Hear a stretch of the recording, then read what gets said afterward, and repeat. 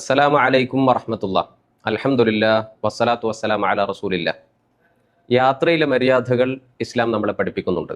യാത്രയിൽ ചൊല്ലേണ്ട ഒരു ദിക്ർ മഹാനായ ജാബിർ ബിൻ അബ്ദുല്ലാഹ് റളിയല്ലാഹു അൻഹു പഠിപ്പിക്കുന്നത് ബുഖാരി റിപ്പോർട്ട് ചെയ്യുന്ന ഹദീത്തിൽ നമ്മൾക്ക് കാണാൻ കഴിയും. കുന്ന ഇദാ സഇദ്ന കബ്ബർന വ ഇദാ നസൽന സബ്ബഹ്ന.